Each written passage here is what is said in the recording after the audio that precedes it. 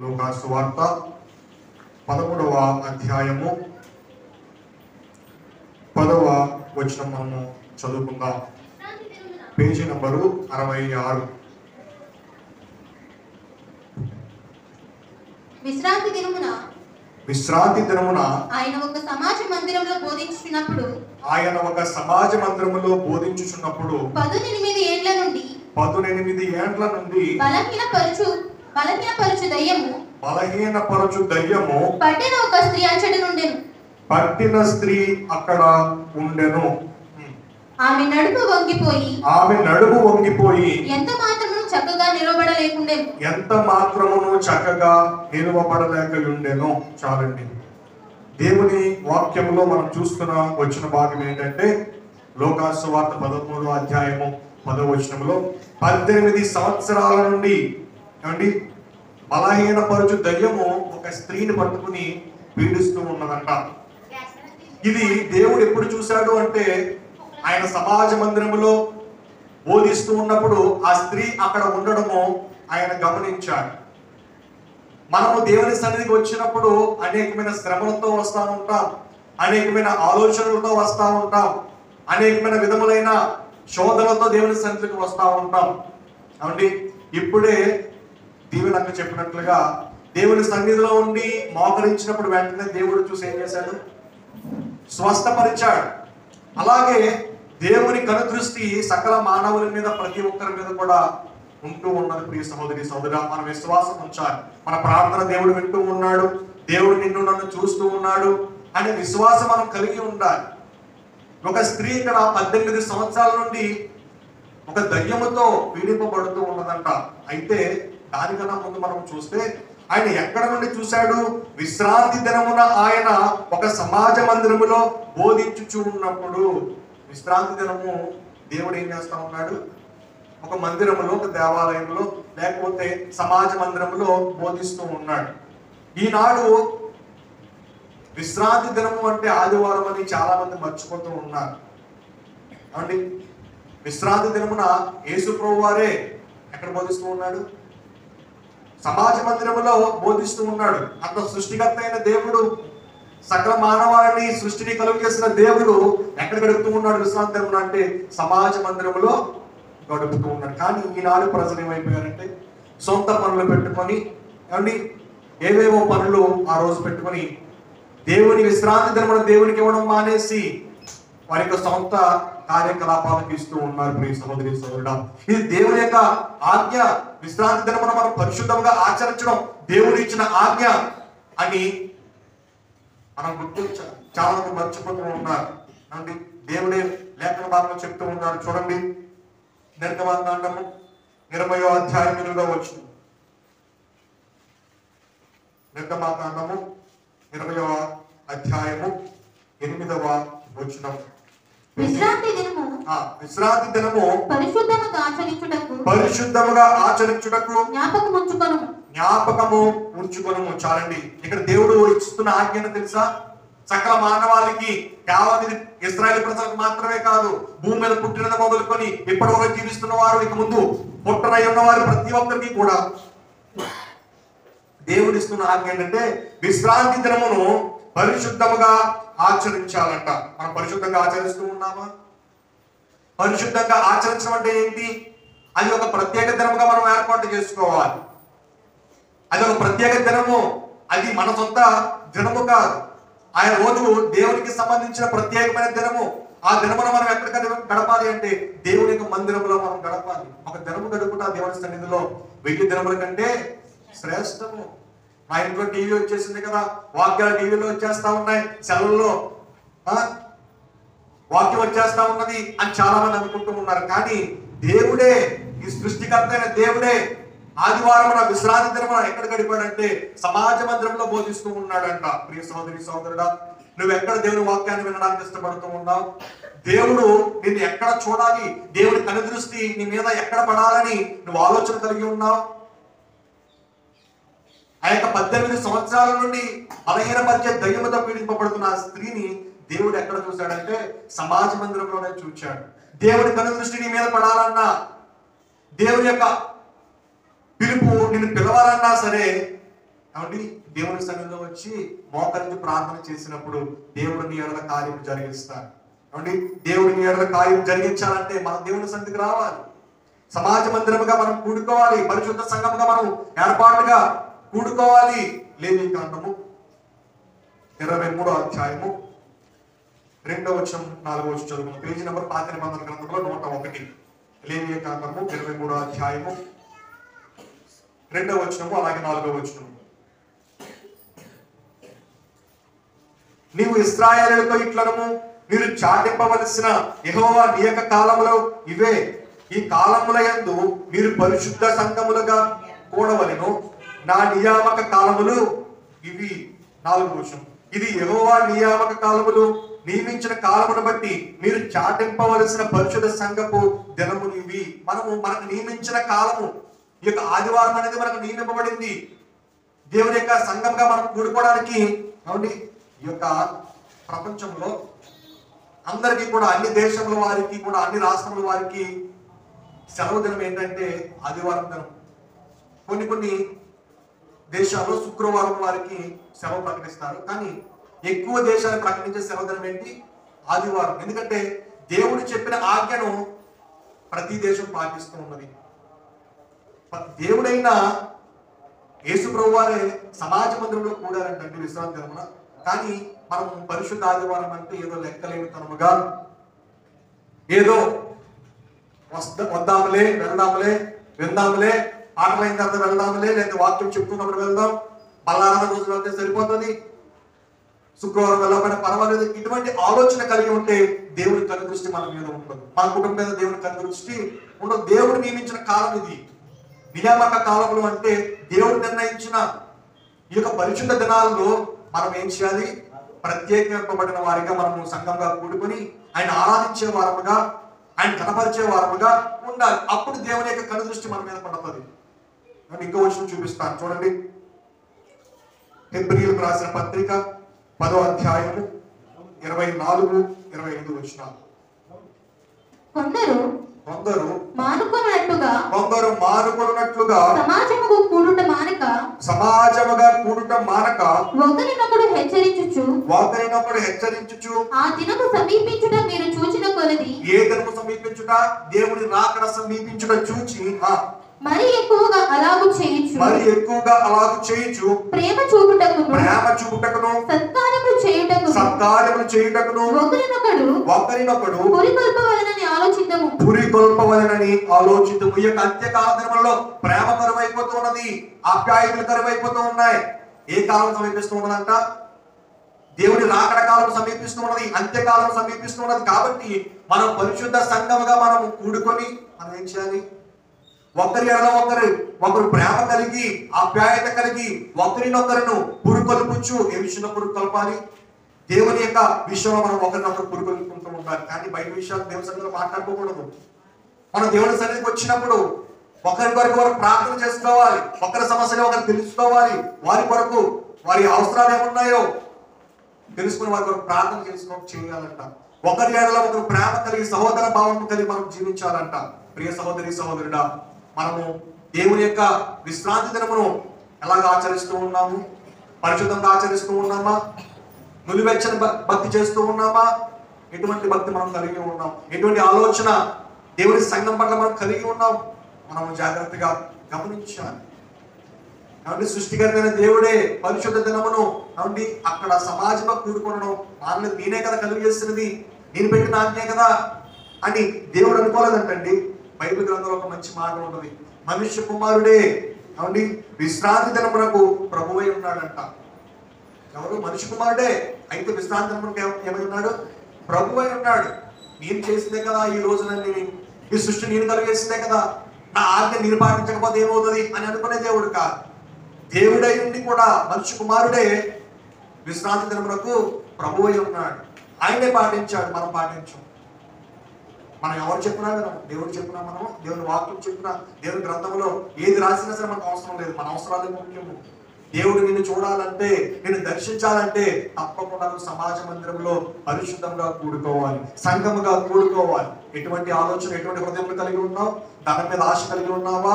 పేరు ప్రఖ్యాతుల మీద ఆశ కలిగి ఉన్నావా? అయితే లోకాచారాల మీద, లోకపు అలవాట్ల మీద నువ్వు ఆశ కలిగి ఉన్నావా? ప్రియ సహోదరి సహోదరుడా, నువ్వు 6 దినములు దేవుడు నీకు నాకు ఇచ్చాడే, ఒక్కరోజు దేవుని సన్నిధిలో నువ్వు గడపలేకపోతూ ఉంటే ఆయన ఉగ్రత నువ్వు తట్టుకోలేవు. ప్రియ సహోదరి సహోదరుడా, జాగ్రత్త. సృష్టికర్తే నిన్ను ప్రేమిస్తూ ఉన్నవాడే, నన్ను రక్షించుకున్నవాడే, ఇబ్బందుల్లో ఇరుకుల్లో మనకి దారులు సరాలం చేసిన వాడే, అప్పుల్లో ఉన్నప్పుడు విడుదల దయచేసిన వాడే, అనారోగ్యం ఉన్నప్పుడు స్వస్థత ఇచ్చిన వాడే, నీ నా వ్యాపారాలు దీవిస్తూ ఉన్నాడే, నీకు నాకు ఆరోగ్యాన్ని ఇస్తూ ఉన్నాడే. కనీసం ఒక్కరోజు ఆయన సన్నిధిలో నువ్వు గడపలేవా? ఒక్కరోజు దేవుని సన్నిధిలో గడిపితే ఆ రోజు నీకు ఇచ్చేస్తా ఉన్నాడు. కాబట్టి కేవలం బల్లారం రోజే కొంతమంది కనిపిస్తూ ఉంటారు. కాబట్టి కొంతమంది ఏదో క్రిస్మస్కో, గుడ్ ఫ్రైడేకో, లేకపోతే ఆయా మీటింగ్స్ కనిపిస్తూ ఉంటారు. కాదు, ప్రతి వారము దేవుని మందిరంలో మనం కూడుకోవాలి పరిశుద్ధ సంఘముగా. ఎన్ని పనులు ఉన్నా సరే పక్కన దేవుని కన్నా ఎక్కువేమీ కాదు. ఎందుకంటే మనకు ఆరోగ్యాన్ని కలిగిస్తున్న దేవుడు, నేను నా కుటుంబాన్ని కాపాడుతూ ఉన్న దేవుడు.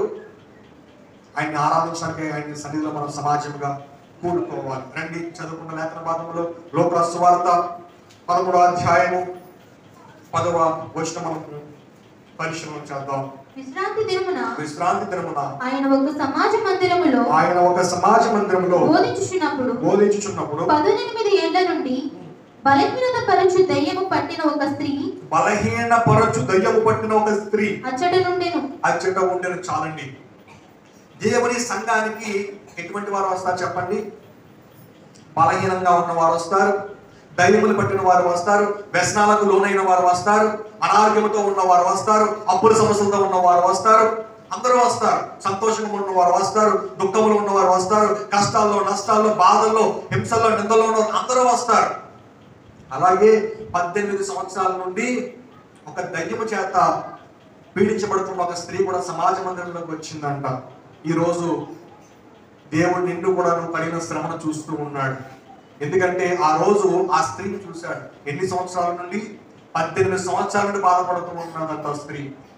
నువ్వు కూడా ఎన్నో సంవత్సరాలు, ఎన్నో రోజులుగా, ఎన్నో నెలలుగా ఒకనొక సమస్యలతో బాధపడుతూ ఉన్నావేమో, ఇబ్బందులతో బాధపడుతూ ఉన్నావేమో. నీ శ్రమను చూస్తూ ఉన్న దేవుడు ఎవరిని త్రోసివేసే దేవుడు కాదు. ఆయన వద్దకు వచ్చిన వారిని ఏమాత్రము అలక్ష్యము చేసే దేవుడు కాదు. నిన్ను నన్ను ప్రేమిస్తూ ఉన్న దేవుడు. ముదిమి వచ్చే వరకు నీకు నాకు ఎటువంటి కష్టాలు రాకుండా, బాధలు రాకుండా ఎత్తి పట్టుకుంటాను వాగ్దానం ఇచ్చిన దేవుడు. ప్రియ సహోదరి సహోదరుడా, అటువంటి దేవుడు మనం కలిగి ఉన్నాం. విశ్వాసంతో ప్రార్థన చేస్తే విశ్వాస సహితమైన ప్రార్థన ఏం చేస్తుంది? రోగిని స్వస్థపరుస్తుంది. నీకున్న సమస్య పెద్ద విశేషం ఏమి కాదు. నీకు నాకు పెద్ద సమస్య అంతే. నీకు కలిగిన బలహీనత నీకు నాకు పెద్దది అంతే. నీకున్న అప్పు నీకు నాకు పెద్దది అంతే. అవును, నీకున్న అనారోగ్యం నీకు ఉన్న బలహీనత నీకు నాకు ఎక్కువ అంతే. కానీ దేవుడు చిటికలో పాయం చేసే దేవుడు. అంటే సజీవ సాక్ష్యం కూడా విన్నాం కదా దేవుని యొక్క విషయంలో. వెంటనే స్వస్థత. కన్నీటితో ప్రార్థన చేసినప్పుడు వెంటనే దేవుడు చూసి వెంటనే స్వస్థత కలుగు చేశాడు. నీకు నాకు కూడా స్వస్థతనిస్తాడు. నీకున్న బలహీనత నుండి విడుదల ఇస్తాడు. చదువుదాం కింద వచనము. ఆమె నడుము వంగిపోయి ఎంత మాత్రము చక్కగా నిలవబడలేకుండా ఆమెకున్న బలహీనతను బట్టి ఆమె సరిగ్గా నిలబడడానికి కూడా అవకాశం లేదు. కొన్ని సందర్భాలు మనము బయట సమాజంలో చూస్తూ ఉంటాం. నడుము వంగిపోయిన వారు ఎలా ఉంటారు? మనలాగా స్ట్రైట్ గా నిలబడి ఉంటారా? చూసారా ఎవరన్నా ఎప్పుడన్నా నడుము వంగిపోయిన వారిని? చూడలేదా? మనలాగా నిలబడి ఉండలేరు. ఇలా సగం వంగిపోయి ఇలాగా నడుస్తూ ఉంటారు. వారు పడుకున్నా ఇబ్బంది, రోడ్డు మీద నడిచినా వారికి ఇబ్బంది. ఎందుకు? మన యొక్క శరీరంలో వెన్నుముక అనేది చాలా ప్రాముఖ్యమైనది అవయవం. కాబట్టి అటువంటి అవయవము వంగిపోతే ఒక మనిషి సరిగ్గా నడవలేడు, సరిగ్గా పని చేయలేరు, కాబట్టి సరిగ్గా నిద్రపోలేరు, ఎక్కడికి ప్రయాణం చేయలేరు, ఎవరితో సరిగ్గా మాట్లాడలేరు. కాబట్టి అటువంటి స్త్రీ ఆ దయ్యం పట్టిన వెంటనే ఆమె ఏమైపోయిందంట? నడుము వంగిపోయిందంట. ఎంత బలహీన పరిచయ దయ్యం చూడండి. కొంతమందికి కొన్ని దయ్యాలు పడతాయి. త్రాగుడు అనే దయ్యం పడుతుంది, కొంతమందికి జోదం అనే దయ్యం పడుతుంది, కొంతమందికి వ్యభిచారం అనే దయ్యం పడుతుంది. కేవలం వ్యసనాలు మాత్రమే దయ్యాలు అనుకుంటారు చాలా మంది. అవును, దయ్యాలు చాలా రకాలు ఉన్నాయి. అసూయ అనేది కూడా దయ్యమే. ఎదుటి వారిని చూసి మనము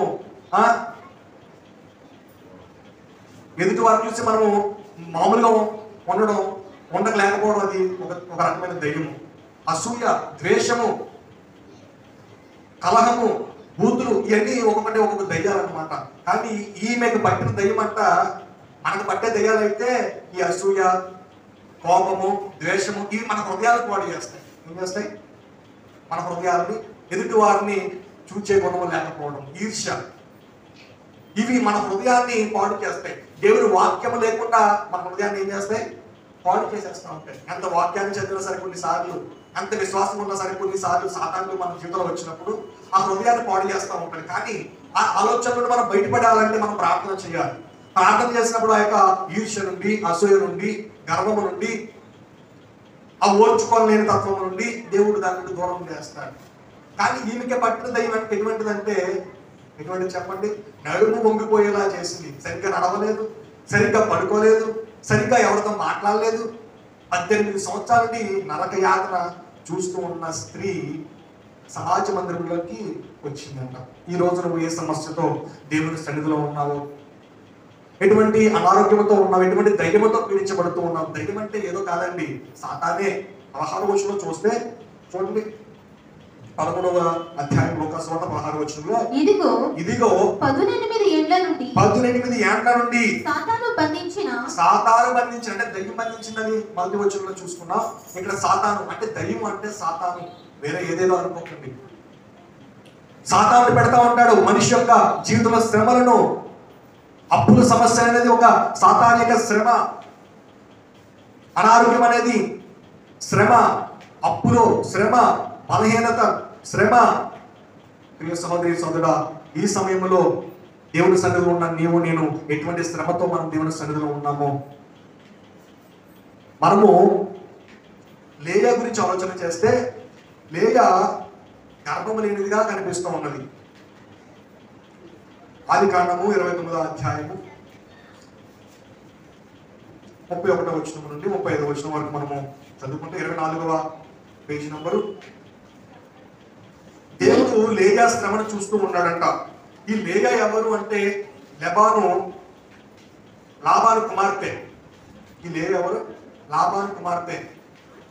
యాకోబు మేనమామ. లాబాను అంటే యాకోబు యొక్క మేనమామ. అయితే ఈ యొక్క యాకోబు వాళ్ళ మేనమామ దగ్గర కొలువు చేస్తూ ఉన్నాడు 7 సంవత్సరాలు. ఎవరి కోసం కొలువు చేస్తూ ఉన్నాడంటే రాహేలు కోసం కొలువు చేస్తూ ఉన్నాడు.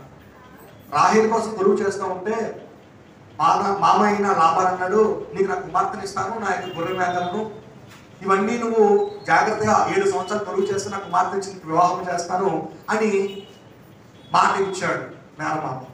సరే అని చెప్పి రాహేలు అంటే చాలా ఇష్టం ఎవరికి? యాకోబుకి. కాబట్టి ఆమె కోసము కొలువు చేశాడంట. అయితే ఒకరోజు 7 సంవత్సరాలు అయిపోయిన తర్వాత మా అమ్మ దగ్గరికి వచ్చి, లాబాను నా యొక్క 7 సంవత్సరాల కొలువు అయిపోయింది కాబట్టి నువ్వు మాట ఇచ్చిన రీతిగా నీ కుమార్తె అయిన రాహేలు నాకు ఇచ్చి వివాహం చేస్తాను కదా, చెయ్యి అంటే సరే అన్నాడు. సరే అన్న తర్వాత వివాహం జరిగింది. వివాహం జరిగిన తర్వాత చూస్తే తర్వాత ఎవరు? రాహేలును ఇచ్చి వివాహం చేయడం మానేసి ఎవరికి చేశాడంటే లేయానిచ్చి వివాహం చేశాడంట. లేయాకి ఇచ్చి వివాహం చేస్తే తర్వాత తెలిసిన తర్వాత యాకోబు అన్నాడు, ఎంత మోసం నా ఎడలో చేస్తావా, రాహేలుని ఇస్తానని లేయానిచ్చి నాకు చేస్తావని ద్వేషం పెట్టుకుంటే అన్నాడంట మేనమామ అయిన లాబాను, యాకోబు నా యొక్క పెద్ద కుమార్తె వివాహం అవ్వకుండా చిన్న కుమార్తెను వివాహం చేయట అది అన్యాయము, కాబట్టి నీకు పెద్ద కుమార్తె ఇచ్చి వివాహం చేస్తాను. కానీ నేను ప్రేమించింది నీ యొక్క చిన్న కుమార్తె అయిన రాహేలు కదా అంటే, ఒకవేళ నువ్వు మరొక 7 సంవత్సరాలు కొలువు చేస్తే నా చిన్న కుమార్తెను కూడా నీకు ఇచ్చి వివాహం చేస్తాను అనగానే అదే ఆలోచనతో ఇంకో 7 సంవత్సరాలు ఏం చేశాడు? కొలువు చేశాడు. అలాగే మేనమామ చెప్పిన రీతిగా, మాట ఇచ్చిన రీతిగా తన చిన్న కుమార్తెను కూడా వివాహం చేశాడు. అయితే రాహేలు గుడ్రాలు, బిడ్డలు లేరు. కానీ లేయాకి దేవుడు ఏం చేశాడు? కన్నీటితో ప్రార్థన చేసిందంట. లేయాని తన భర్త ప్రేమించేవాడు కాదు, సరిగ్గా చూసేవాడు కాదు, సరిగ్గా పట్టించుకునేవాడు కాదు. రాహేలు అంటే చాలా ఇష్టం, లేయా అంటే యాకోబుకి ఇష్టం లేదు. కానీ ఎవరి శ్రమను చూశాడు దేవుడు? భర్త చేత ద్వేషింపబడుతున్న స్త్రీ, కాబట్టి ఏమాత్రము ఇష్టపడలేనటువంటి స్త్రీ. ఎందుకంటే ఆమె కంట్లు జబ్బు కంట్లు అంట. లేయా కళ్ళు ఎలా ఉంటాయంటే జబ్బుతో నిండిపోయాడు. కొంతమంది అండి కొన్ని ప్రదేశాల్లో పెద్దగా కళ్ళు ఉంటాయి. అది ఒక రకమైనటువంటి వ్యాధి. కళ్ళు బయటకు వచ్చేసినట్టుగా కనిపిస్తూ ఉంటారు. అటువంటి స్త్రీ లేయా. దానిని బట్టే యాకోబుకు అసలు ఇష్టపడేవాడు కాదు. కానీ లేయా ప్రార్థన చేసినప్పుడు దేవుడు తన శ్రమను చూచాడంట. శ్రమను చూచి ఆమె గర్భాన్ని తెరిచాడు. చూడండి చదువు 29వ లేయా ద్వేషించబడుట యెహోవా చూచి లేయా ద్వేషింపబడుట యెహోవా చూచి ఆమె గర్భము తెరిచెను. ఆమె గర్భము తెరచెను. రాహేలు గొడ్రాలై ఉండెను. రాహేలు గొడ్రాలై ఉండెను. లేయా గర్భవతి కుమారుని కని లేయా గర్భవతి కుమారుని కని యెహోవా నా శ్రమను చూచి ఉన్నాడు గనుక యెహోవా నా శ్రమను చూచి ఉన్నాడు గనుక నా పెనిమిటి నన్ను ప్రేమించును కదా నా అనుకుని పెనిమిటి నన్ను ప్రేమించును కదా అనుకొని అతనికి రూబేను అని పేరు అతనికి పెట్టెను. రూబేను అని పేరు పెట్టెను. దేవుడు ఎవరి శ్రమను చూశాడు? కష్టంలో ఉన్న లేయా యొక్క శ్రమను చూశాడు. ఈ రోజు నువ్వు నేను పడుతున్న శ్రమ, కష్టము, బలహీనత దేవుడు చూస్తూ ఉన్నాడు. మర్చిపోవద్దు. సమాజంలో మనం వెలివేయబడవచ్చు. నీ భర్త చేత, నీ భార్య, నీ బిడ్డల చేత, లేదా సమాజము చేత, బంధువుల చేత, స్నేహితుల చేత వెలివేయబడవచ్చు. కానీ ఈ రోజు దేవుడికి ఉన్న మాట ఏంటో తెలుసా? నీ శ్రమను నేను చూస్తూ ఉన్నాను. చూసిన శ్రమను నేను అలా చూసి విడిచిపెట్టేవాడని కాదు, నీ శ్రమను ఆనందముగా మార్చే దేవుడు అని చెప్తూ ఉన్నాడు. హల్లెలూయా, హల్లెలూయా. ఈ రోజు ఏ శ్రమతో దేవుని సన్నిధిలో నువ్వు వాక్యాన్ని వింటూ ఉన్నావు, ప్రార్థన చేస్తూ ఉన్నావు, ఏ అవసరతతో దేవుని సన్నిధికి వచ్చావో దేవుడు నేను చూస్తూ ఉన్నాడు. మర్చిపోవద్దు. నన్ను ఎవరు పట్టించుకోవట్లేదు కదా, నన్ను ఎవరు నాతో సరిగ్గా ఎవరు మాట్లాడట్లేదు కదా, నాకున్న బలహీనతను బట్టి, నాకున్న అనారోగ్యమును బట్టి, నాకున్న వ్యసనాలను బట్టి, అలవాట్లను బట్టి నన్ను ఎవరు మనిషిగా చూడట్లేదు కదా నువ్వు అనుకుంటూ ఉన్నావేమో. ప్రియ దేవుని సహోదరి సోదరా, నీ అందమును బట్టి కాదు, నీకున్న ఆరోగ్యమును బట్టి కాదు, నీకున్న డబ్బును బట్టి కాదు, ధనమును బట్టి కాదు, పేరు ప్రఖ్యాతులను బట్టి కాదు, కానీ దేవుడు నీకున్న హృదయమును బట్టి నిన్ను చూచే దేవుడు. హల్లెలూయా, హల్లెలూయా. కాబట్టి ప్రియ సహోదరి సోదరి, యథార్థమైన హృదయంతో ప్రార్థన చేయండి. యథార్థమైన హృదయంతో కన్నీటితో ప్రార్థన చేసినండి. దేవుడు ఆ కన్నీటిని సంతోషంగా మార్చి తన గర్భాన్ని తెరిచాడు. అవి రూబేను దయచేశాడంట. ఇశ్రాయేలు సంతానం మొదట ఎవరిలో నుండి వచ్చింది? లేయా గర్భంలో నుండి వచ్చింది. ఇశ్రాయేలు ప్రజలంటే, ఇశ్రాయేలు సంతానం అంటే దేవుడికి ఎంతో ఇష్టం కదా. ప్రతిష్టపడిన వారు ఇశ్రాయేలు అంటే. కానీ ఆ సంతానం ఎవరి నుండి వచ్చిందంటే లేయాలో నుండే దేవుడు ఇచ్చాడు. తర్వాత లేయాకి ఎంతమంది కుమారులు అంటే 6 కుమారులు, 1 కుమార్తె పుట్టిందంట. అందుకు నీ శ్రమను చూస్తున్నారు ప్రియ సోదరి. అలాగే మనము హన్నా జీవితంలో చూస్తే, హన్నా జీవితంలో హన్నాకి వివాహం అయిన తర్వాత కూడా బిడ్డలు లేని కారణం చేత భర్త ఇంకో ఆమెను కూడా వివాహం చేస్తున్నాడు, ఎల్కానా. పెనిన్నా, ఎల్కానా ఎవరిని పెళ్లి చేసుకున్నాడు? హన్నాను. అలాగే పెనిన్నాని వివాహం చేసుకున్నాడు. అయితే హన్నాకి బిడ్డలు లేరు. బిడ్డలు లేకపోవడంతో దేవుని మందిరంలోకి వచ్చి ప్రార్థన చేసి, సమాజంలో అనేకమైన మాటలు అనేవారంట. కుటుంబం వారు అనేవారు, తల్లిదండ్రులు అనేవారు, అత్తమామలు అనేవారు. కానీ ఇక్కడ ఈమె విషయంలో భర్త ప్రేమించేవాడు, ద్వేషించేవాడు కదా అన్నాను. పిల్లలు లేకపోవడంతో కొంతమంది అయితే ద్వేషిస్తారు భార్యని. కానీ ఈ ఎల్కానా ఏం చేశాడంటే అన్నాను ఎంతగానో ప్రేమించేవాడంట. బిడ్డలు లేకపోవడంతో కూడా ప్రేమించడం ఎక్కువ చేసుకున్నాడు. కానీ ఈ స్త్రీ అన్న ఏం చేసిందంటే దేవుని మందిరంలోనికి వెళ్ళి గోచాడేదంట. సమయం దొరికినప్పుడల్లా దేవుని సన్నిధికి వచ్చి ప్రార్థన చేసింది, ప్రభువా నా గర్భాన్ని తెరువు అని ప్రార్థన చేస్తూ ఒక ఒడంబడిక చేసుకుంది. నాకు కానీ బిడ్డ పుడితే నీ సేవకు సమర్పించుకుంటాను అని ఎప్పుడైతే ఒడంబడిక చేసుకుందో, ఈ సందర్భం అంతా మీకు మొదటి సమూయేలు గ్రంథము 1వ అధ్యాయము 10వ వచనం నుండి ఈ సందర్భం అంతా మీకు ఉంటుంది. అంటే ఎప్పుడైతే ఒక వాగ్దానం చేసుకుందో దేవుడి సన్నిధిలో, వెంటనే దేవుడు ఏం చేశాడు? ఆమె యొక్క గర్భాన్ని తెరిచి మరుసటి సంవత్సరంకే దేవుడు ఏం చేశాడంటే గర్భాన్ని తెరిచి సమూయేలు ప్రవక్తని ఆమె గర్భంలో నుండి తీసుకొచ్చాడు బయటికి. గొప్ప ప్రవక్తగా బైబిల్ మనకు కనిపిస్తూ ఉంటాడు సమూయేలు ప్రవక్త. ప్రియ సహోదరి సోదరుడా, నీ శ్రమను, నీ కన్నీటిని, నీ దుఃఖమును చూస్తూ ఉన్నాడు. నిన్ను చూచే దేవుడు, విడిచిపెట్టే దేవుడు ఏమాత్రం కాదు. కుటుంబీకులు విడిచిపెట్టవచ్చు, భర్త విడిచిపెట్టవచ్చు, భార్య విడిచిపెట్టవచ్చు, సమాజం విడిచిపెట్టవచ్చు, నేను ద్వేషించవచ్చు. కానీ దేవుడు నిన్ను నన్ను విడిచిపెట్టే దేవుడు కాదు. ఏమండి? అదే లోకాసువార్త చదువుకున్నాం 13వ అధ్యాయం 12వ వచనం చదువుకుందాం. యేసు ఆమెను చూచి రమ్మని పిలిచి దేవుడు ఏం చేశాడు? ఆమె 18 సంవత్సరాల నుండి బలహీనపరిచే దయ్యం చేత పీడించబడక ఎవరు చూశారు? వాక్యాలు వింటూ ఉన్నారా? వాక్యాన్ని వింటూ ఉన్నారా? ముగించేస్తాను, కంగారు పడకండి. ప్రియ సహోదరి సోదరుడా, దేవుడు చూస్తూ ఉన్నాడు. ఎవరు చూస్తాడు? ఎవరిని? బలహీనపరచబడిన ఆ స్త్రీని దేవుడు చూచాడు. దేవుడు చూచుచున్న దేవుడు. దేవుడు ఎవరండి? చూచుచున్న దేవుడు.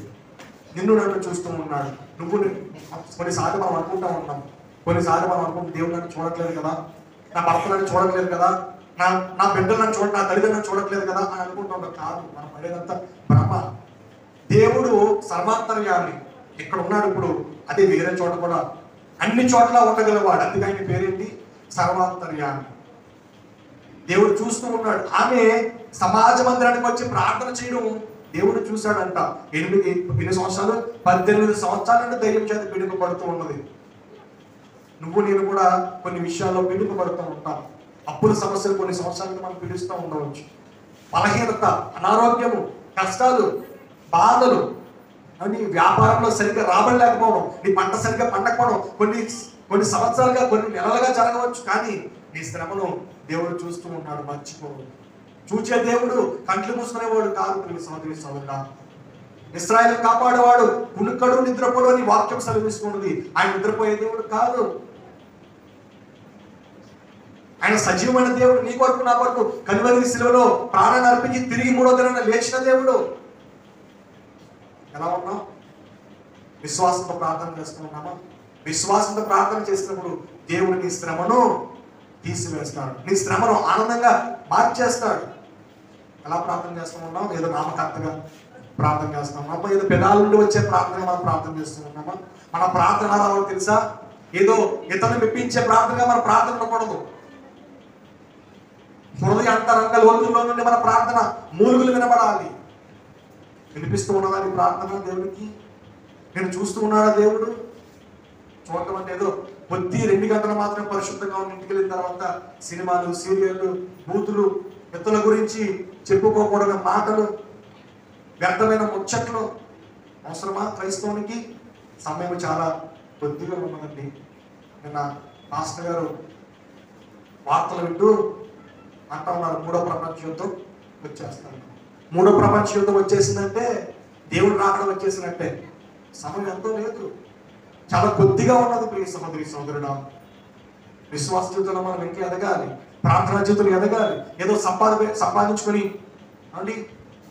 సంపాదించుకొని కూడబెట్టుకోవడం కాదు. మొన్న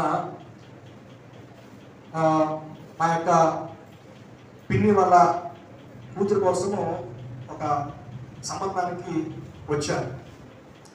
వాళ్ళకి ఎంతో ఆస్తి ఉంది. దగ్గర ఆ పెళ్లి కొడుకుకి 40 కోట్లు సంపాదించాడంట. ఎంతండి? 40 కోట్లు సంపాదించాడు. అయితే వారికి ఇంకా ఆశ ఏంటో తెలుసా? మా పిన్ని ఒక బిల్డింగ్ ఇస్తా ఉంది, 20% బంగారం ఇస్తా ఉంది. బిల్డింగ్ దాని రేటు ₹1 పైనే. ఆ బిల్డింగ్ ఇస్తా ఉంది అండి. 20% బంగారం మనకు కావాలంట. వాళ్ళకి కొత్త బిల్డింగ్ కావాలంట, 2 కోట్ల బిల్డింగ్ కావాలంట, 30 లక్షల క్యాష్ కావాలంట. అప్పుడు మా మమ్మీ అంటా ఉన్నారు వాళ్ళతో, అండి ఈ ధనము కూడబెట్టుకోవడం కాదు, కానీ అంటే దేవునిలో మనకు ఎదగాలి. ఎందుకంటే ఆయన రాకడ చాలా సమీపంలో ఉంది. మనము ఎంత సంపాదించి ఎక్కడ విడిచిపెట్టవలసిన వారమే అని చెప్తుంటే వారు నొచ్చుకున్నారు. క్రైస్తవులకి దేని మీద ఆశ? ధనం మీద ఆశ, అంటే డబ్బు మీద ఆశ, బంగారం మీద ఆశ. ఎలా ఉన్నది? ఎత్తబడే గుంపులో ఉంటామా మనము? దేవుని కొరకు ఏదైనా చేస్తూ ఉన్నామా? దేవుని సన్నిధికి రావడమే మానేస్తూ ఉన్నాము. దేవుని ఆజ్ఞనే మనం పాటించట్లేదు. ఈ 18 సంవత్సరాల నుండి బలహీనపరచే ధైర్యం చేత పీడింపబడుతున్న ఈ స్త్రీ ఎక్కడ ఉందంటే, మనకు చిన్న ఆరోగ్యం వస్తే చాలండి, చిన్న దగ్గు వస్తే చాలు, ఏం చేస్తాం? దుప్పడ ముసుకెట్టి మంచం ఎక్కేస్తాం. జ్వరం వస్తే చాలు, కొంచెం వేడి తగిలితే చాలు, కొంచెం ఏమండి అనారోగ్యం వస్తే చాలు, కొంచెం కడుపు నొప్పి వస్తే, తలపోటు వస్తే చాలు, మనం ఏం చేస్తాం? మంచం ఎక్కి దుప్పడ ముసుకెట్టేస్తాం. ఆదివారం మనం దేవుని సన్నిధిని మానేస్తాం. అదే ₹1000 వస్తుంది రోజుకి. 3000 సంపాదన అంటే ఎంత తలపోటు వచ్చి, అంత కడుపుకి వచ్చి ట్యాబ్లెట్ వేసుకున్నా సరే మనం అక్కడికి వెళ్తాం. పనికి వెళ్తే ఎందుకంటే 3000 పోతుంది అక్కడ. దేవుడు అంటే చులకన. నీ శ్రమను దేవుడు తొలగించాలి అంటే దేవుడి కోసం అన్ని పెంటగా ఎంచుకోవాలి. దేవుడి కోసం అన్ని సమస్తము వ్యర్థమే, నాకు దేవుడి కంటే ఏది ఎక్కువ కాదు అని ఆలోచన కలిగి నువ్వు జీవిస్తేనే దేవుడు నీ హృదయంలో పనిచేస్తాడు. నీ హృదయంలో క్రియ జరగాలన్నా, నీ యొక్క జీవితంలో కార్యము జరగాలన్నా హృదయంలో ఒకటి పెట్టుకొని కాబట్టి దేవుడి సన్నిధిలో కూర్చుంటే కాదు, యథార్థమైన హృదయంతో దేవుడి సన్నిధిలో కూర్చుంటేనే దేవుడు నీ జీవితంలో కార్యం చేస్తాడు. ఆమెను చూసి చేయాలంటారు దేవుడు. కీర్తన గ్రంథము 106వ కీర్తన 44వ వచనం. కీర్తన గ్రంథము పేజీ నెంబర్ 509, 106వ కీర్తన 44వ వచనం. అయినను వారి రోదనము తనకు వినబడగా వారికి కలిగిన శ్రమను ఆయన చూచెను. వారి రోదన వినబడిన వెంటనే, వారికి శ్రమ కలిగిన వెంటనే, వారు ప్రార్థన చేసిన వెంటనే దేవుడు ఏం చేశాడు? వారి శ్రమను చూచాడంట. చూచి కింద వచనంలో ఉంటది, వారిని తలంచుకొని ఆయన తన నిబంధనను జ్ఞాపకము చేసుకొనెను. తన కృపా బాహుల్యమును బట్టి వారిని కరుణించెను. ఇది ముఖ్యమైన మాట, వారిని కరుణించెను. నువ్వు ప్రార్థన చేస్తే, రోదన చేస్తే, కన్నీళ్లు విడిచితే, నువ్వు గత జీవితంలో చేసిన ప్రతి తప్పిదాన్ని దేవుడు జ్ఞాపకం చేసుకునేవాడు కాదు అండి. దేవుడు జ్ఞాపకం చేసుకుంటాడు అనుకుంటారా అండి? అదే ఇక్కడ చెప్తుంది, వారిని తలంచుకొని ఆయన తన నిబంధనను జ్ఞాపకం చేసుకొని తన కృపా బాహుల్యమును బట్టి వారిని కరుణించెను. ఇశ్రాయేలు ప్రజలు ఎంతో దేవుడిని దుఃఖపరిచారు. ఎన్నో కార్యాలు చూసినప్పటికీ కూడా దేవుణ్ణి నిందించేవారిగా, అవమానపరిచేవారిగా, దేవుడిని వ్యతిరేకించేవారిగా కనిపించారు. అయితే దేవుడు వారు చేసిన కార్యములను మర్చిపోయాడంట. మర్చిపోయి ఏం చేశాడు? వారిని కరుణించాడంట. నువ్వు గత జీవితంలో, గత కాలంలో తప్పిదాలు చేసి ఉండవచ్చు. మానవులుగా మనం తప్పిదాలు చేయడం సహజం, అవునంటారు కాదంటారు. మనము ఏదో విషయంలో పడిపోతూ ఉంటాం. తలంపుల విషయంలో కానివ్వండి, లేకపోతే చూపుల విషయంలో, మాట విషయంలో, నడవడిక విషయంలో, ఆచారాల విషయంలో, ఏదో ఒక విషయంలో, వ్యాపారం చేస్తున్నప్పుడు ఏదో చిన్న అబద్ధం ఆడి ఏదో విషయంలో పడిపోతూ ఉంటాం. కానీ నీకు కష్టం వచ్చినప్పుడు, నష్టం వచ్చినప్పుడు, శ్రమ కలిగినప్పుడు కన్నీరు విడిచి రోదన చేస్తే నీ మూలుగులు విని దేవుడు నీ గతంలో చేసిన ప్రత్యేక తప్పిదాన్ని మర్చిపోతాడంట. ప్రతిదీ మర్చిపోయి నిన్ను కరుణించి ఆ శ్రమ నుండి నిన్ను బయటికి తీస్తాడు. హల్లెలూయా, హల్లెలూయా. ఎంత గొప్ప దేవుడు అండి.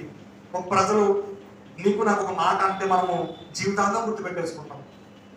ఎవరైనా మనకి నష్టం చేస్తే జీవితాంతం వారితో మాట్లాడడం మానేస్తాం అండి. కానీ దేవునికే వ్యతిరేకమైన కార్యాలు మనం చేసినా సరే దేవుడు క్షమిస్తూ ఉన్నాడు. ఎంత జాలిగల దేవుడు అండి. అంతే కింద మనం చదువుకున్నాం ఏంటి? ఆయన కృపా బాహుల్యమును బట్టి అండి వారిని కరుణించాడట. నిన్ను నన్ను కరుణిస్తాడండి దేవుడు. నిన్ను నన్ను కరుణిస్తాడు. నిన్ను నన్ను చూస్తూ ఉన్నాడు. నీకున్న శ్రమను, నీకున్న కష్టమును, నీకున్న బలహీనత, నీ కుటుంబంలో ఉన్న సమస్యను, నీకున్న అనారోగ్యమును, నీకున్న ప్రతి విధమైన అప్పులను దేవుడు చూస్తూ ఉన్నాడు. చూచే దేవుడు, కేవలం మౌనంగా ఉండే దేవుడు కాదండి. ఆయన చూసి నీకు జవాబుతో ఇచ్చేసే దేవుడు. వాక్యం ద్వారా జవాబిస్తాడు, కళల ద్వారా, దర్శనాల ద్వారా జవాబిస్తాడు, వెంటనే జవాబిస్తాడు. ప్రార్థన చేస్తా ఉన్నావా? విశ్వాసంతో దేవుని సన్నిధిలో మొరపెడుతూ ఉన్నావా? మరి సోదరి సోదరుడా, నీ హృదయాన్ని పరిశీలన చేసుకో. కాబట్టి మొదటి పాయింట్ ఏంటంటే యేసయ్య నిన్ను నన్ను చూచే దేవుడు. రెండవది అదే పనిగా 11వ వచనం చదవండి. 12వ వచనము, యోహాను సువార్త 11వ అధ్యాయము 12వ వచనం. యేసు ఆమెను చూచి రమ్మని పిలిచి. చాలండి. రెండవది ఏం చేశాడు దేవుడు? మొదటిది ఆమెను చూచాడు, రెండోది ఏం చేశాడు? ఆమెను పిలిచాడు. నిన్ను నన్ను పిలుస్తూ ఉన్నాడు. ఓ ప్రియ సహోదరి సహోదరుడా, నా కుమారుడా, నా కుమార్తె, నువ్వు నా సన్నిధికి రా, నేను నిన్ను స్వస్థపరుస్తాను. నీకు ప్రత్యేక విధమైన బాధల నుండి విముక్తి కలుగు చేస్తాను. ప్రయాసపడి భారం మోసుకొచ్చున్న సమస్త జనులారా నా ఎద్దుకు రండి, నేను నీకు విశ్రాంతి కలుగు చేస్తానని వాగ్దానం ఇచ్చాడండి దేవుడు. ఆయన సన్నిధిలో విశ్రాంతి దొరుకుతుంది.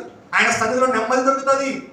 చాలా మంది అంటూ ఉంటారు, కుటుంబంలో నెమ్మది లేకపోతే దేవుని సన్నిధికి వచ్చి మేము ప్రార్థన చేస్తే చాలా ప్రశాంతంగా ఉంటుందండి. ఎందుకంటే దేవుని యొక్క ప్రసన్నత దేవుని మందిరం మీద ఉంటుంది, దేవుని మందిరంలో ఉంటుంది, దేవుని బలిపీఠం దగ్గర ఉంటుంది. నీకు నాకు విశ్రాంతి ఇచ్చే దేవుడు, సమాధానం ఇచ్చే దేవుడు, కుటుంబంలో సమాధానం లేకపోతే సమాధానం కలిగేసే దేవుడు, అనారోగ్యంతో స్వస్థతనిచ్చే దేవుడు. అయితే దేవుడు నిన్ను నన్ను పిలుస్తున్నాడు. పిలుస్తున్నప్పుడు ప్రభువా నేను నీ కొరకు ఉన్నాను అని మన హృదయాన్ని మనం ఆయన కనిపించే వారంగా ఉన్నామా, కనిపిస్తూ ఉన్నామా, ఎలా ఉన్నాము మనమే పరిశీలన చేసుకున్నాం. మొదట ఆయన చూచే దేవుడు, రెండవదిగా పిలిచే దేవుడు అంట. సమయంలో పిలిచాడండి. సమూయేలు సమూయేలు సమూయేలు అని పిలుస్తుంటే దేవుని స్వరం ఆయన వింటూ ఉన్నాడు, కానీ ప్రవక్త పిలిచాడేమో అనుకుంటూ ఉన్నాడు. కానీ అలా పిలిచి ప్రవక్త చెప్పాడు, ఈసారి పిలిస్తే ప్రభువాని దాసుడు ఆలకించుచున్నాడు అని నువ్వు జవాబు ఇవ్వి అని సమూయేలు చెప్పినట్టే అలాగే సమూయేలు జవాబు ఇచ్చాడు. దేవుడు నిన్ను పిలుస్తూ ఉన్నప్పుడు నువ్వు ఆయన మాటను అంగీకరించాలి. దేవుడు పిలిచేటప్పుడు నువ్వు ఆయన మాటను అంగీకరించే బిడ్డగా ఉంటే దేవుడు నిన్ను ఆశీర్వదిస్తాడు. మోషేని పిలిచాడండి, ఆయనకు మండుచున్న పొగల నుండి దేవుడు మాట్లాడుతూ ఉంటే ఆయన గమ్యం మారిపోయింది. ఇశ్రాయేలు విడిపించడానికి దేవుడు ఆయన ఏర్పాటు చేసుకుంటూ ఉన్నాడని ఆయన మీద ఉన్న ప్రణాళిక, దేవుడు ఉద్దేశం ఏంటో ఆయన తెలుసుకున్నాడు. దేవుడు పిలిస్తే నువ్వు జవాబు ఇచ్చినట్లయితే, ప్రభు నేను ఉన్నానని నువ్వు చెప్తే నీ మీద ఉన్న ప్రణాళిక ఏంటో, నీ మీద ఆయనకున్న ఆలోచన ఏంటో దేవుడు తప్పకుండా చెప్తాడు. ఎప్పుడు ఎక్కడ వేసిన గొంగలు అక్కడే, ఎప్పుడు చేస్తున్న భక్తే, ఎప్పుడు చేస్తున్న ప్రార్థనే. మొన్న రావులపల్లిలో మీటింగ్ జరుగుతూ ఉన్నది, ఇందిరా కాలనీలో. WCM మినిస్టర్స్ ఆయన కిరణ్ పాల్ గారు వచ్చి వాకింగ్ చెప్తూ ఉన్నప్పుడంట మనం ఎప్పుడు ఈ రోజు ప్రార్థన చేస్తే, ప్రభువా నాకున్న శ్రమను తీసే, ప్రభువా నాకున్న ఈ కష్టం ఉన్నది, నా కుటుంబంలో బాధలు ఉన్నాయి తీసే అంటామంట. ఒక గంట కొంత ప్రార్థన చేసి అదే ప్రార్థన చేస్తామంట, ఆరాధన చేస్తే అదే చేస్తామంట, ఇంట్లో కూడా అదే ప్రార్థన చేస్తామంట. కానీ దేవుడు మనకి ఇచ్చేశాడు, ఆల్రెడీ మన చేతిలో పెట్టేశాడు అని మనము విశ్వాసం ఉంచమంట. ఇంకా అదే ప్రార్థన, ఎప్పుడు 10 సంవత్సరాల కింద ఏదైతే ప్రార్థన చేశామో ఇప్పుడు అదే ప్రార్థన కొనసాగిస్తూ ఉంటాం. దేవుడు నీ పరిస్థితులు మార్చే దేవుడు. నీకున్న అనారోగ్యం తీసివేశాడని విశ్వాసంతో ప్రార్థన చేయి, తప్పకుండా నీకు అనారోగ్యం నుండి బలహీనత నుండి విడుదల పొందుతావు. నీకు ఆల్రెడీ అప్పులు తీసేశాడని ప్రార్థన చేయి. అంటే గతకాలం చేసిన కార్యాలను గుర్తుంచుకొని దాన్ని బట్టి తెలుసునిస్తే జరిగే వాటిని దేవుడిని ఏడలా కనుపరుస్తాడు. అంటే బహిరంగంగా పిలిచే దేవుడు, నా కుమారుడు నా కుమార్తె నువ్వు నా యొక్క సన్నిధిలో నువ్వు నిలబడి నా వాక్యాన్ని ఆలకించు, నా కొరకే పరిశుద్ధంగా జీవించు. అబ్రహామును పిలిచాడండి దేవుడు. నువ్వు నీ కుటుంబము నీ సంతానం వారు నన్ను ప్రేమిస్తే, నన్ను దేవుడిగా మీరు ప్రకటిస్తే, మీ హృదయంలో భద్రపరుచుకుంటే ఇసుక రేణువుల కంటే నీ సంతానాన్ని ఆశీర్వదిస్తానని ఒక వాగ్దానం చేసుకున్నాడు దేవుడు అబ్రహాం మీద. దేవుడు అబ్రహామును పిలిచాడు, మోషేని పిలిచాడు, సమూయేలుని పిలిచాడు, జక్కయ్యని కూడా పిలిచాడండి. యేసయ్య ఎవరు పిలిచాడు? జక్కయ్యని పిలిచాడు. జక్కయ్య ఎవరు? పాపం చేసేవాడే, ట్యాక్స్ కలెక్టర్. ఆయన ప్రజల దగ్గర నుండి డబ్బులు దోచుకునేవాడే. అయితే ఆయనకున్న పాపను బట్టి దేవుడు ఆ మనిషిని ద్వేషించలేదు. మనం ఏం చేస్తామంటే మనుషుని వాళ్ళకున్న బలహీనతను బట్టి మనం ద్వేషిస్తాం. త్రాగుబోతురా అంటాం, తిరుగుబోతురా అంటాం, అంటే జోదగాడురా, వ్యభిచారిగా, ఇలాంటి ఆ యొక్క వ్యక్తిని మనం అంటాం. ఆయన కూడా బలహీనతను బట్టి మనం పేర్లు పెట్టేస్తాం. కానీ దేవుడు జక్కయ్య ఎందుకురా, ఆయన బలహీనతను చూడలేదు. దేవుడు మనిషిని చూశాడు, మనిషిని చూసి ఆ బలహీనతను ఆ మనుషుల నుండి తీసివేశాడు. మనం ఏం చేస్తాం? మనిషిని చూడకుండా మనిషిలో ఉన్నటువంటి స్వభావాలను మనం చూస్తాం. త్రాగే గుణం ఉంటే త్రాగిపోతని, తిరిగే గుణం ఉంటే తిరిగిపోతని, తినే గుణం ఉంటే తిండిపోతని, ఇలా మనము మన ఆలోచనలు బట్టి ఆ మనిషి ఒక పేరు మన యొక్క హృదయాల్లో పెట్టేసుకుంటూ ఉంటాం. కానీ దేవుడు మనిషి హృదయంలో ఉన్నదాన్ని బట్టి చూడ, కానీ మనిషిని ఏర్పాటు చేసిన మనిషి హృదయంలో నుండి పాపం తీసివేస్తాడు. జక్కయ్యని పిలిచిన వెంటనే దిగి వచ్చేసాడు. మనం ఏం చేస్తాం? దేవుడు పిలిచిన వెంటనే మనం రాము. అమ్మో నా ఆస్తి ఏమైపోతుందో, నా బిడ్డల వివాహం ఏమైపోతుందో, ఈ అప్పులు ఎవరు తీరుస్తారో, నా భర్త ఏమంటాడో, నా భార్య ఏమంటుందో, నా బిడ్డలు ఏమంటారో, సమాజంలో నా పేరు ఏమైపోతుందో. దేవుడి కొరకు బాధలు పడితే, దేవుడి కొరకు అవమానాలు పడితే, నిందలు పడితే గొప్ప కిరీటం అండి దేవుని యొక్క రాజ్యంలో. ప్రియ సహోదరి సోదరా, మొదటిగా దేవుడు ఆ యొక్క స్త్రీని చూచాడు. రెండవది ఏం చేశాడు? రమ్మని పిలిచాడంట. రమ్మని పిలిచాడు. మూడవది ఏం జరిగిందో చూద్దాం. మూడవది అదే 12వ వచనం. యేసు ఆమెను చూచి రమ్మని పిలిచి అమ్మా నీ బలహీనత నుండి విడుదల పొంది ఉన్నావని. చాలండి. అమ్మా నీ బలహీనత నుండి విడుదల పొంది ఉన్నావని ఆమెతో చెప్పాను. దేవునికి స్తోత్రం. మూడవది, అమ్మ నీ బలహీనత నుండి విడుదల పొంది ఉన్నావు. దేవుడు చెప్తూ ఉన్న మాట ఈరోజు. నువ్వు అప్పుల సమస్యలతో ఉన్నావా? ఓ సహోదరా సహోదరుడా, నీ బలహీనత నుండి, నీ అప్పుల సమస్య నుండి విడుదల పొంది ఉన్నావు. నీకు అనారోగ్యం కలిగి ఉన్నావా? ఓ స్త్రీ, ఓ పురుషుడా, నీ యొక్క ఆ యొక్క బలహీనత నుండి, ఆ యొక్క అనారోగ్యం నుండి విడుదల పొంది ఉన్నావు. నీ వ్యాపారంలో నష్టం ఉన్నదా?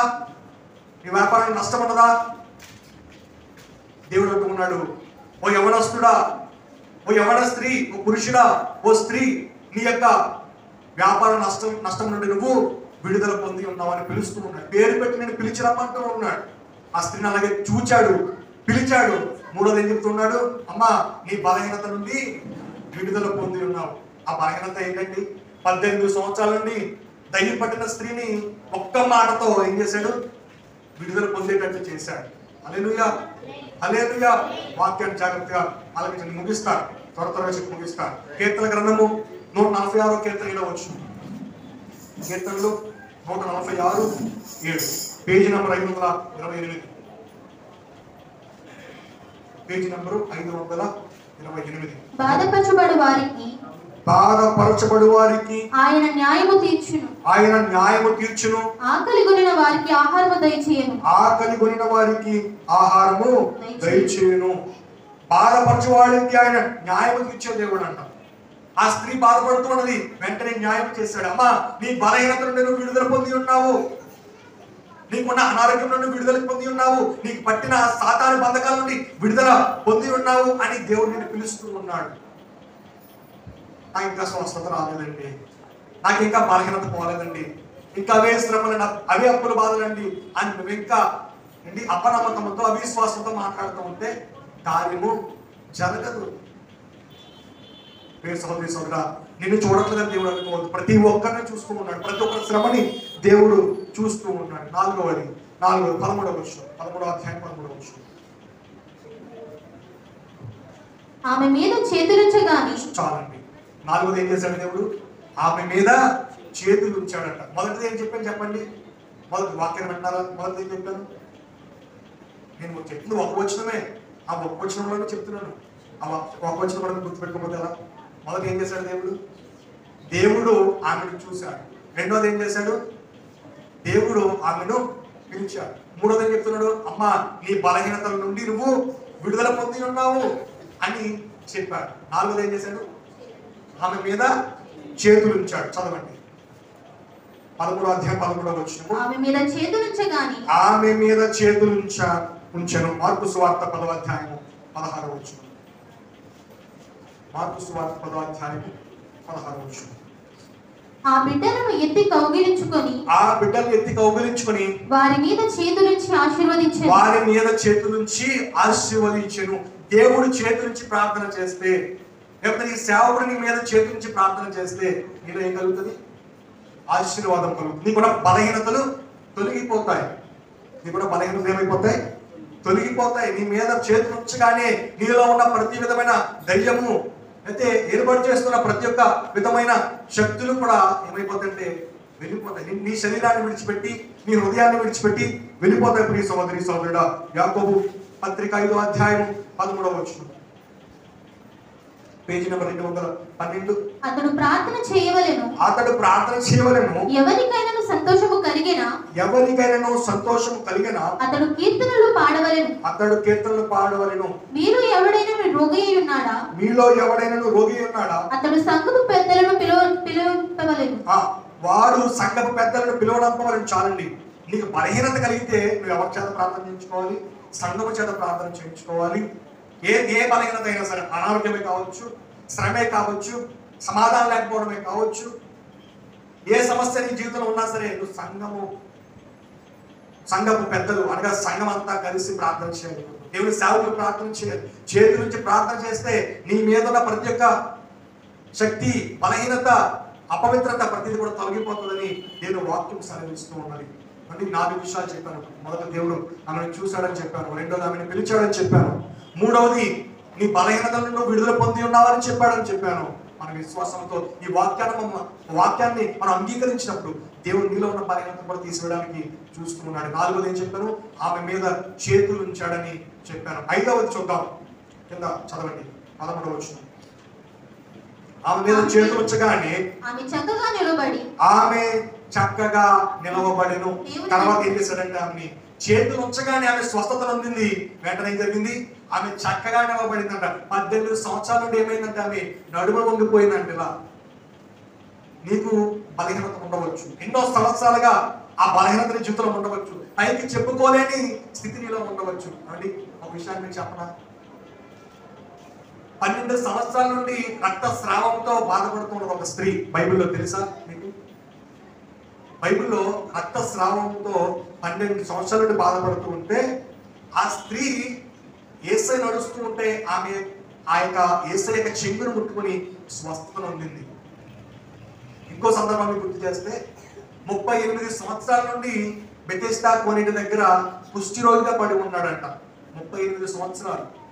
ఎన్ని సంవత్సరాలు అండి? మనకు బలహీనత వస్తే ఒక 2 రోజులనే మనం తట్టుకోలేం.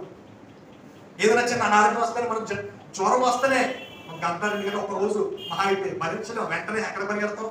హాస్పిటల్ పరిగెడతాం. తగ్గట్లేదు బాబు అన్ని టెస్ట్లో చేయించేస్తాం. కానీ ఈ యొక్క మనిషి అంట 38 సంవత్సరాల నుండి కుష్టి రోగంతో బాధపడుతూ బెతెస్దా కోనేటి దగ్గర విశ్వాసంతో ఉన్నాడంట. ఆ విశ్వాసం అంటే తెలుసా? ఆ కోనేటిలో సంవత్సరానికి ఒకసారి అంటే దేవదూత వెళ్ళి ఆ యొక్క కోనేటిలో దాన్ని తాకుతాదంట. దేవదూత తాకిన వెంటనే ఆ యొక్క అక్కడ కోనేటి దగ్గర ఉన్న ఎవరైతే ఉన్నారో మొదట ఎవరు ఆ నీటిలో టచ్ చేస్తారో లేకపోతే ఆ నీటిని ముట్టుకుంటారో వెంటనే స్వస్థత పొందుకుంటారని ఆనాడు వారి యొక్క విశ్వాసం. అలాగే ఈ 35 సంవత్సరాల నుండి ఆ కోనేటి దగ్గర ఉన్నాడంట ఈ మనుషుడు కుష్ఠరోగితో. ఏ సంవత్సరం అయినా ఈ సంవత్సరం వచ్చే సంవత్సరం నిన్న వెళ్ళి ఆ త్వరగా ముట్టుకుంటే నీ స్వస్థత ఉంటారని విశ్వాసంతో ఆయన ఉన్నాడు. దేవుడు ఆ యొక్క మనిషిని స్వస్థపరిచాడు. ఇంకో సందర్భాన్ని మీకు గుర్తు చేస్తే లాజరు చనిపోయి 4 రోజులు అయిందంట. ఏమైంది? లాజరు చనిపోయి 4 రోజులు అయింది. 4 రోజులు అయిన తర్వాత యేసయ్య వెళ్ళి ఏమంటాడు? లాజరు బయటికి రా అని పిలవగానే ఏమండి బయటికి నడుచుకుంటూ వచ్చాడంట లాజరు. చనిపోయిన వారితో సైతము బ్రతికించగలగా సమర్థుడు మన దేవుడు. అటువంటి దేవుడు కలిగి ఉన్నామండి మనము. ఎటువంటి దేవుడు కలిగి ఉన్నాం? చనిపోయిన వారిని ఈ లోకంలో ఎవరికైనా సాధ్యమంటారా? డాక్టర్ సాధ్యమా? లేదా ఎవరికైనా సరే సాధ్యపడ్డారా? ఎవరైనా బ్రతికించారా ఈ లోకంలో? దేవుడికి మరణం మీద అధికారం ఉంది. ఆయన మరణించి తిరిగి లేచాడు. అలాగే మరణాన్ని గద్దించాడు. చనిపోయిన వారిని లేవనెత్తాడు. ఆయన మాటలో శక్తి ఉన్నది. కొంతమంది అంటూ ఉంటారు నా మాటలు చాలా పవర్ఫుల్ అండి, నా నాలుకలు కుట్టుమచ్చుందని నీవు ఏదంటే జరిగిపోద్ది అంటారు. నీ నాలుకలు కుట్టుమచ్చుంది ఏదో జరిగిపోతే చనిపోయిన వారు లేవనెత్తును. ఈ సామెతలు ఏదో చెప్పుకోవడానికే పని చేస్తాయి కానీ నిజానికి అవి జరగవు. కానీ మన దేవుళ్ళలో శక్తి ఉన్నది, పునరుద్ధార శక్తి ఉన్నది. చనిపోయి 3వ దినాన లేచాడంటే మరణం మీద ఏముంది? అధికారం ఉన్నది. 5వది ఏం చెప్పాను? ప్రభువు ఆమెను నిలవబెట్టెను. అప్పుడు నడుముండిపోయిన స్త్రీని నిలవబెట్టాడండి. నీకున్న అనారోగ్యం ఎన్నో సంవత్సరాలుగా ఉండవచ్చు, డాక్టర్లు అసాధ్యమని చెప్పవచ్చు, కానీ సమస్తమును దేవుడు సాధ్యపరిచే దేవుడు. నా ప్రియ సహోదరుడా, విశ్వాసంతో ప్రార్థన చేస్తూ ఉన్నావా? నీకున్న సమస్యను బట్టి, నీకున్న అనారోగ్యం బట్టి, నీకున్న వ్యాపారం బట్టి, కలిగిన బిడ్డలను బట్టి బిడ్డలు పాడైపోతున్నారండి ఈరోజు సమాజంలో. ఏమండి చెడు వ్యసనాలకు బానిసలు అయిపోతూ ఉన్నారండి. మా బావగారు అంటూ ఉంటారు అస్తమానం, హైదరాబాద్ ఎటువంటిదంటే సొదొమ గొమొర్రా వంటిదంట. ఆమె బావగారు యొక్క తల్లి గారు కూడా అస్తమానం అంటూ ఉంటారంట, హైదరాబాద్ సొదొమ గొమొర్రా ఉంటుంది. ఎంత భయంకరంగా ఉండదు తెలుసా? మా ఆఫీసులు బయట అమ్మాయిలు సిగరెట్లు కాల్ చేస్తారండి. ఏమండి చాలా భయంకరమైన స్థితిలో ఉంది హైదరాబాద్ పట్టణము. కానీ మన బిడ్డల కొరకు మనం ప్రార్థన చేస్తూ ఉన్నామా? స్కూల్కి వెళ్తూ ఉన్నారు, కాలేజీకి వెళ్తూ ఉన్నారు, ఎటువంటి వారితో స్నేహం చేస్తున్నారు, వారి మీద చేతి నుంచి ప్రార్థన చేయాలి. తల్లిదండ్రులుగా మన బాధ్యత వారి కొరకు ప్రార్థన చేయాలి. ఏ చిన్న తప్పిదనం పడిపోయారంటే జీవితాలు నాశనం అయిపోతాయి, పరిస్థితులు తారుమారు అయిపోతాయండి. తల్లిదండ్రులు ఎంతగానో ప్రేమించేవారు ఎవరైతే బిడ్డలనే, బిడ్డలు పాడైపోతే తల్లిదండ్రులు చూడలేదు. అలాగే మనం పాడైపోతూ ఉన్నా సరే ఏమంటే పరిశుద్ధంగా లేకపోతే కూడా దేవుడు చూడలేదు. ప్రియ సహోదరి సోదరుడా, దేవుడు ఆమెను చూచాడు. రెండోది ఆమెను పిలిచాడు. మూడవది అమ్మా నీ బలహీనతను నువ్వు స్వస్థత పొంది ఉన్నావు అని చెప్పాడు. నాలుగవది ఏమైందంటే ఆమె మీద చేతులు ఉంచాడు. ఐదవది ఏం చేశాడు, ఆమెని చేతులు పెట్టగానే ఆమె ఏం చేసిందంటే చక్కగా నిలబడిందంట. దేవుడు నిన్ను దర్శించగానే నీ యొక్క పరిస్థితి తారుమారైపోతుంది. దేవుడు నిన్ను దర్శించగానే నీకున్న శ్రమ మట్టుమాయమైపోతుంది, నీకున్న బలహీనత మట్టుమాయమైపోతుంది, నీ వ్యాపారం నష్టం ఆశీర్వాదంగా మార్చబడుతుంది. ఇందా చదువుకున్నాము, వారు చేతి నుంచి ప్రార్థన చేయగానే, సంఘం వారు ప్రార్థన చేయగానే, సేవకులు ప్రార్థన చేయగానే ఏమవుతారంట, వారు ఆశీర్వదింపబడతారంట. నీకు ఆశీర్వాదం కావాలంటే దేవుని సేవకులతో నీ కుటుంబంలో ప్రార్థన చేయించుకో, సంఘ కూడికలు పెట్టుకో, స్తుతి కూడికలు పెట్టుకో. నీ గృహంలో ఆశీర్వాదం కలుగుతుంది. కనీసము 6 నెలలకు ఒకసారి, 2 సంవత్సరాలకు ఒకసారి ప్రతి ఒక్కరికి స్తుతి కూడా జరగాలండి. రోజులు చెడ్డవి, భయంకరమైన రోజుల్లో మనం ఉంటూ ఉన్నాం. బయటికి వెళ్తుంటే తిరిగి ఇంటికి వస్తామనే గ్యారెంటీ లేని రోజుల్లో మనం బ్రతుకుతూ ఉన్నాం. ఎంతో భయంకరమైన సమాజం బ్రతుకుతూ ఉన్నామండి. కాబట్టి మనము స్తుతి కూడికలు పెట్టుకోవాలి. 6వ చెప్తాను నేను, 11వ వచనం చదవండి. లూకా సువార్త 11వ అధ్యాయము. ఆమె మీద చేతులుంచగానే ఆమె చేతులు ఉంచగానే ఆమె చక్కగా నిలబడి దేవుని మహిమపరిచెను. చాలండి, ఆమె చక్కగా నిలబడి ఆ రోజు ఏం చేసింది, దేవుని మహిమపరిచింది. దేవుని మహిమపరచడం అంటే ఏంటి చెప్పండి. ఇప్పుడు వెంటనే స్వస్థత కలిగింది. 18 సంవత్సరాల నుండి బలహీనపరిచే దయ్యం ఆమెలో ఉన్నది. దేవుడు విడుదల దయచేశాడు, దేవుడు ఆమె నిలబెట్టాడు, దేవుడు ఆమెను స్వస్థపరిచాడు. ఇప్పుడు ఆ రోజుగా ఆమె ఏం చేస్తుంది, పరుగుపడిన తన భర్త దగ్గరికి వెళ్ళిపోలేదు, పరుగుపడిన తన బిడ్డ దగ్గరికి వెళ్ళిపోలేదు, పరుగుపడిన అంటే బయటికి వెళ్ళిపోయి స్నేహితులు కలవడానికి వెళ్ళిపోలేదు. కానీ ఆమె మందిరంలో ఉండి దేవుని మహిమపరుస్తుంది. దేవునికి స్తోత్రం, హల్లెలూయా. ఎప్పుడు నేను దేవుని మహిమపరుస్తూ ఉన్నామా? ఇప్పుడు దేవుడు ఎప్పుడైతే స్వస్థత పరిచాడో మేడం దీవెనకి ఏం చేసింది, సాక్ష్యం చెప్పింది కదా. అది దేవుని కనపరచడం అంటే మహిమపరచడం, సాక్ష్యం చెప్పాలి, స్తుతించాలి, పాటలు పాడాలి, అనేకమైన విధములైన మహిమ అండి దేవునికి. ఆమె వెంటనే లేచి దేవుని మహిమపరిచిందంట. నువ్వు నేను మహిమపరుస్తూ ఉన్నామా? దేవుని మహిమపరచడం అంటే, కనపరచడం ఏంటంటే దేవుని సన్నిధిలో పాటలు పాడటము, ఏమండి దేవుని సన్నిధిలో ప్రార్థన చేయడం అని స్మరించము, ఆయన పరిచయం చేయడము, ఏమండి ఆయన్ని గణపరచడము, ఆయనకి దర్శభాగాలను ఇవ్వడము, అలాగే సంఘములో సాక్ష్యములు చెప్పడము, సమాజంలో నీకు కలిగిన స్వస్థతను బట్టి, నీకు కలిగిన ఆ విడుదలను బట్టి ఎదుటి వారికి సాక్ష్యం చెప్పడము. ఇది దేవుని మహిమపరచడం, దేవుని కనపరచడం అంటే. ఆ స్త్రీ వెంటనే అది చేసిందంట. నేనేం బయట మాట చెప్పట్లేదు, అక్కడ ఉన్న వచనంలో మాటలే చెప్తూ ఉన్నాను కదా. మొదట దేవుడు ఆమె శ్రమను చూశాడంట, రెండోది ఆమెను పిలిచాడంట, మూడోది అమ్మ నీ బలహీనతలను విడుదల పొంది ఉన్నావని చెప్పాడంట. కాబట్టి తర్వాత 4వది ఏం చేశాడు, చేతులు ఉంచాడంట ఆమె మీద. 5వది ఏం చేశాడు చెప్పండి, ఆమెను చక్కగా నిలబెట్టాడంట. చక్కగా నిలబెట్టాడంటే ఆమె నన్ను నిలబెట్టేశాడు కదా, ఇప్పుడు నా పనుని వెళ్ళిపోవచ్చు, నా వ్యాపారాన్ని వెళ్ళిపోవచ్చు, నా ఉద్యోగాన్ని వెళ్ళిపోవచ్చు అని అనుకోకుండా దేవుని మహిమపరిచిందంట. 6వది. 7వది ఏంటో తెలుసా, 7వ చదువుకున్నాం, 13వ అధ్యాయము 17వ వచనం. ఆయన ఈ మాటలు చెప్పినప్పుడు ఆమె ఈ మాటలు చెప్పినప్పుడు ఆయన ఈ మాటలు చెప్పినప్పుడు ఆయన ఎదిరించిన వారందరూ సిగ్గుపడి. ఆయన ఎప్పుడైతే ఈ కార్యం చేశాడో ఆ యొక్క సమాజ మందిరంలో కూడా నీ 18 సంవత్సరాలు బాధపడుతున్న స్త్రీని చూసి అంతా మాట్లాడుతూ స్వస్థపరుస్తున్నాడు. అక్కడ కొంతమంది ప్రజలు ఉన్నారంట, విశ్రాంతిలో స్వస్థపరచడం తప్పు, నీకు ధర్మశాస్త్రం తెలియదా అని యేసయ్యనే నిందించేవారుగా, యేసయ్యనే ప్రశ్నించేవారికి కొంతమంది ప్రశ్నిస్తూ ఉన్నారు. ఎప్పుడైతే ఈ స్త్రీ స్వస్థత పొందిందో, దేవుడు మహిమపరుస్తుందో, ఎవరైతే వ్యతిరేకంగా దేవుడి పట్ల మాట్లాడారో ఇప్పుడు వారందరూ ఏం చేస్తున్నారు, ఏం చెప్తున్నారు, సిగ్గుపడి. చూడండి 17వ వచనం. ఆయన ఈ మాటలు చేసి చెప్పినప్పుడు ఆయన ఎదిరించిన వారందరూ సిగ్గుపడి, అయితే జన సమూహం అంతయు ఆయన చేసిన ఘన కార్యములన్నింటినీ చూచి సంతోషించారు. నీకు కలిగిన స్వస్థతను బట్టి, నీకు కలిగిన ఆయన విడుదలను బట్టి సమాజం సంతోషిస్తుంది, సంఘము సంతోషిస్తుంది. అప్పటి వరకు నిన్ను నిందించిన వారు, అవమానించిన వారు సిగ్గుపడి అవమానపడతారంట. వారే అవమానపడతారు. ఇప్పుడు మనం మాట్లాడవచ్చు, ఇప్పుడు కొన్ని ఇబ్బందులు పడవచ్చు, సమాజం ద్వారా, బంధువుల ద్వారా, లేకపోతే ఇరుగు పొరుగు ద్వారా, స్నేహితుల ద్వారా కొన్ని మాటలు పడవచ్చు. మనం నువ్వు దేవుడు నమ్ముకున్నావురా, అందుకని ఇలా జరిగింది. మొన్న లక్షవారం అనుకుంటున్నా, లక్షవారము ఏమంటది, అమలాపురం దగ్గర చింతల్లంక అని ఒక గ్రామం ఉంది. చింతల్లంక అని ఒక గ్రామం ఉంది. అక్కడ దేవుని ప్రజలు ఉన్నారు, సుమారు 200 మంది సంఘం అంటారు. అయితే అక్కడ బావగారిని వాళ్ళందరూ చాలా ప్రేమిస్తారు. ఎందుకంటే అక్కడ మందిరం కట్టించడంలో, వారికి సహాయం చేయడంలో చాలా మందికి సహాయం చేశారట. అటువంటి వారి గృహాలు కాలిపోయి 5 ఇల్లు తగలబడిపోయి ఇంకేమీ మొత్తం అన్ని కాలిపోయి కాలిపోయినప్పుడు చుట్టూ ఉన్నవారు ఏమన్నారంటే, సంఘానికి వెళ్తున్న దేవుడిని అట్లా ఏం చేశాడు కార్యము, నీకు ఏం చేశాడు నీ జీవితంలో దేవుడు, నీ ఇల్లు ఇలా కాలిపోయింది, నువ్వు నమ్ముకున్న దేవుడు నీకు సహాయం చేయలేదా అని చాలా మంది వారిని అవమానంగా చూశారట, ఎంతో బాధ పెట్టారట. కానీ దేవుడు త్వరలో వారికి మంచి గృహాలను దయచేస్తున్నాడు. హల్లెలూయా, హల్లెలూయా. వారు విశ్వాసంతో ఉన్నారు, వారు విశ్వాసంతో ఉన్నారు. అనేక సామగ్రి, ఇంటికి సంబంధించిన సామగ్రి, మంచాలు కొనిచ్చారు. శుక్రవారం వెళ్ళి, ప్రియ సహోదరి సహోదరుడా, నిన్ను ఎవరైతే అవమానిస్తూ ఉన్నారో, ఎవరైతే నిందిస్తూ ఉన్నారో, ఎవరైతే హేళన చేస్తూ మాట్లాడుతున్నారో, నువ్వు క్రైస్తవుడివిరా, నీ జీవితం ఇంతే అని ఎవరైతే అంటూ ఉన్నారో చూస్తూ ఉండండి. వారు సిగ్గుపడే రోజు త్వరలోనే రాబోతున్నది.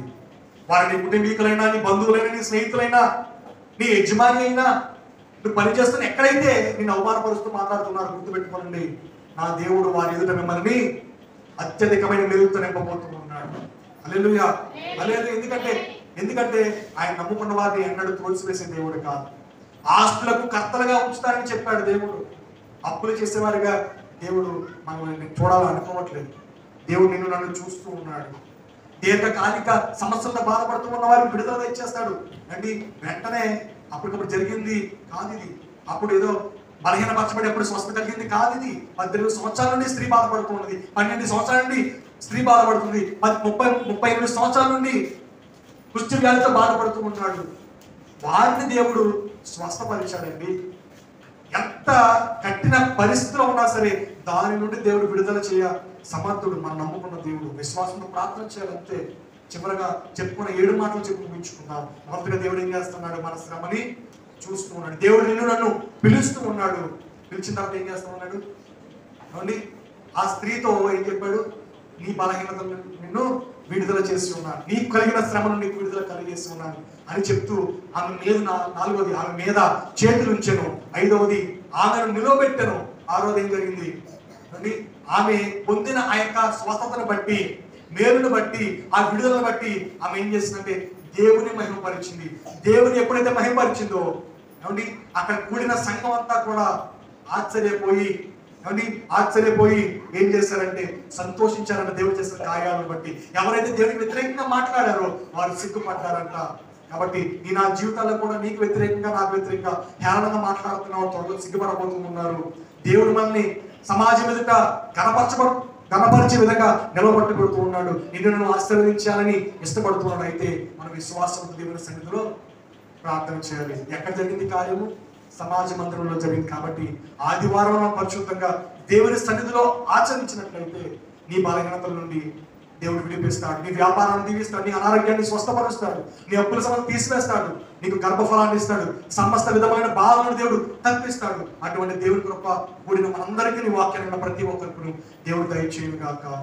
ఆమేన్, ఆమేన్. ప్రార్థన చేసుకుందాం.